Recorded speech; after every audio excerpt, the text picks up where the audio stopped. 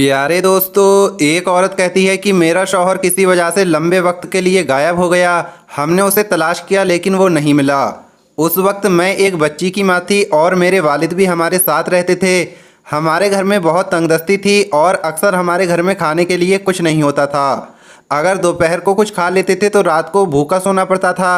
सब्र के साथ साथ हम हर हाल में अल्लाह का शुक्र अदा कर रहे थे। एक रात वो हो गया जो इससे पहले कभी नहीं हुआ था। मेरी बेटी को तेज़ बुखार आ गया। बच्ची का बुखार और भूख देखकर मुझे अपने हालात पर रोना आ गया। ऐसे हालात पहले कभी नहीं देखे थे।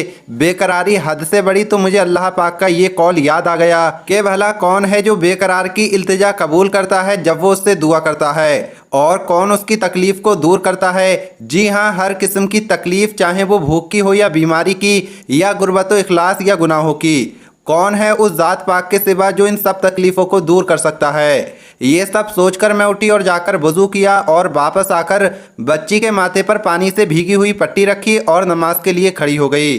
नमाज के बाद बच्ची के लिए दुआ की, उसके माथे पर पट्टी उतारकर दोबारा पानी से भिगोकर रख दी और फिर नमाज के लिए खड़ी हो गई।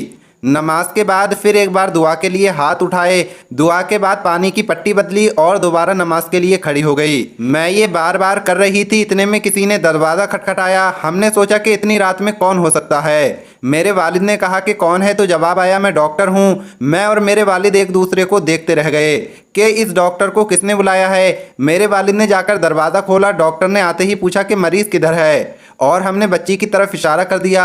डॉक्टर ने बच्ची को चेक किया और कागज़ पर कुछ लिखा और दवाइयाँ दी। डॉक्टर बोला मेरी फ़ीस दीजिए, मैं चलता हूँ। तो मैंने धीरे से जवाब दिया कि डॉक्टर साहब, हमारे पास तो आपको फ़ीस देने के लिए पैसे नहीं हैं, बल्कि हमारे पास तो कुछ भी नहीं है। मेरा ये जवाब सुनते ही डॉक्टर गुस्से से बोला कि अगर फ़ीस देने के लिए पैसे नहीं थे तो मुझे आधी रात को फ़ोन करके क्यों बुलाया था, क्यों मुझे इस तरह से परेशान किया गया है, क्यों मेरी आपने नींद ख़राब की है। डॉक्टर के मुंह से टेलीफोन का सुनकर मुझे लगा कि डॉक्टर गलती से हमारे घर आ गया है।